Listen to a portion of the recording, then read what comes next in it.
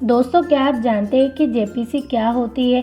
जानेंगे कि इसका गठन क्यों किया जाता है और इसके उद्देश्य क्या है। भारत में कब कब जेपीसी का गठन किया गया, इसके बारे में भी हम बात करेंगे। तो चलिए सबसे पहले जानते हैं जेपीसी के बारे में। जेपीसी यानी जॉइंट पार्लियामेंट्री कमेटी होती है। इस कमेटी में पार्लियामेंट में विभिन्न पार्टियों के चुने हुए प्रतिनिधियों को उनके अनुपात के आधार पर चुना जाता है। यानी कि पार्लियामेंट में जिस पार्टी के ज़्यादा सदस्य होंगे, कमेटी में उसी अनुपात में उसे प्रतिनिधित्व मिलेगा। जॉइंट पार्लियामेंट्री कमेटी किसी भी मुद्दे पर बारीकी से जांच और छानबीन करती है।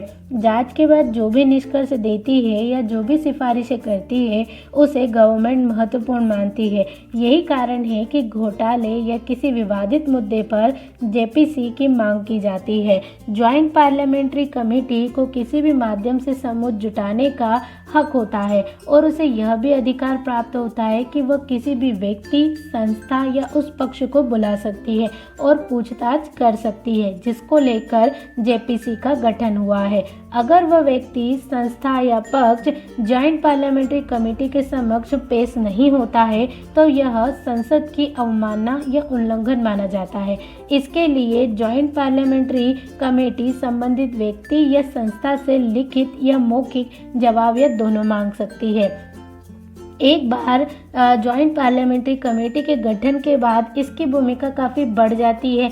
निष्पक्ष भाव से तथ्यों की जांच करना और मुद्दे की तह तक पहुंचना इसकी प्राथमिकता बन जाती है। विषयों पर अपनी जांच रिपोर्ट पार्लियामेंट में पेश कर देने के बाद जेपीसी का अस्तित्व समाप्त हो जाता है। अब जानेंगे जेपीसी के गठन के उद्देश्य आखिर क्या होते हैं। संसदीय निगरानी आर्थिक प्रभावी और कुशलतापूर्वक हो, इसके लिए पार्लियामेंट को एक ऐसी एजेंसी की ज़रूरत होती है जिस पे संपूर्ण सदन का विश्वास हो।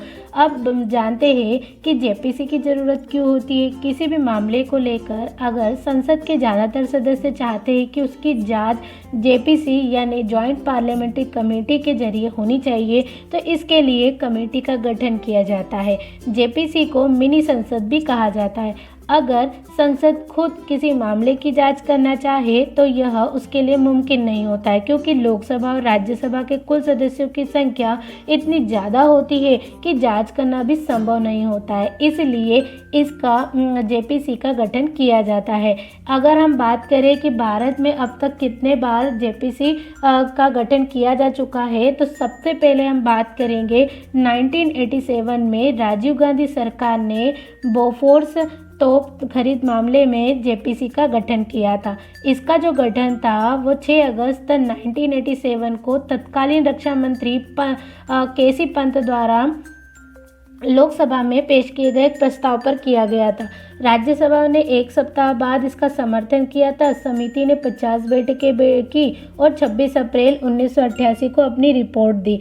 अब जेपीसी की रिपोर्ट संसद में पेश की गई, लेकिन विपक्ष ने इसे पूरी तरह से खारिज कर दिया। माना जाता है कि इसी वजह से 1989 में हुए आम चुनाव में कांग्रेस हार गई थी। नेक्स्ट जो अगर हम बात करें जेपीसी के गठन की, तो हर्षद मेहता स्टॉक मार्केट घोटाले में 1992 में का गठन की गई थी। पीवी नरसिम्हा राव की सरकार पर सुरक्षा मामलों एवं बैंकिंग लेन देन में अनियमितता का आरोप लगा था। 6 अगस्त 1992 को लोकसभा में संसदीय मामलों के तत्कालीन जो मंत्री थे गुलाब नबी आज़ाद द्वारा प्रस्ताव पेश किया गया था। अगले दिन राज्यसभा में इसके साथ सहमति व्यक्त की। जेपीसी की सिफारिशों को न तो पूरी तरह से स्वीकार किया गया और न ही लागू किया गया, और इसी वजह से 1996 में हुए आम चुनाव में कांग्रेस हार गई थी। नेक्स्ट अगर हम बात करें तीसरी जेपीसी का गठन की, तो वह अप्रैल 2001 में किया गया था। इसे केतन पारेख शेयर बाजार घोटाले की जांच करने के काम में सौंपा गया था। तत्कालीन संसदीय मामलों के मंत्री प्रमोद महाजन ने 26 अप्रैल 2001 को इसे लागू करने के लिए लोकसभा में एक प्रस्ताव पेश किया। समिति ने 105 बैठकें की और 19 दिसंबर 2002 को अपनी रिपोर्ट दी। समिति ने शेयर बाजार के नियमों में बदलाव की सिफारिश की। इनमें से कई सिफारिशों को बाद में कमजोर कर दिया गया था।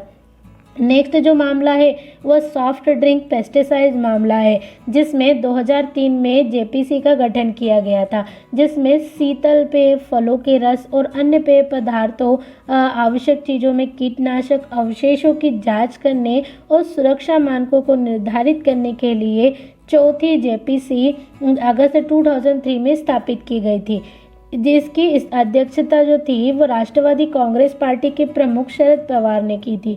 नेक्स्ट अगर हम बात करें तो 2G स्पेक्ट्रम घोटाले में 2011 में जेपीसी का गठन 30 सदस्यों वाली इस कमेटी को लेकर फिलहाल विवाद चल रहा है। 2010 में आई एक CAG रिपोर्ट में 2008 में बांटे गए स्पेक्ट्रम पर सवाल उठाए गए थे। उसमें बताया गया था कि स्पेक्ट्रम की नीलामी की बजाय पहले आओ और पहले पाओ के आधार पर इसे बांटा गया। इससे सरकार को 1,76,000 करोड़ रुपए का घाटा हुआ था।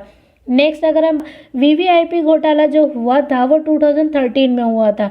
सरकार ने 27 फरवरी 2013 को राज्यसभा में एक प्रस्ताव पेश किया था, जिसे रक्षा मंत्रालय द्वारा VVIP हेलीकॉप्टरों के अधिग्रहण में रिश्वत के भुगतान के आरोपों की जांच के लिए जेपीसी का गठन के लिए अपनाया गया था।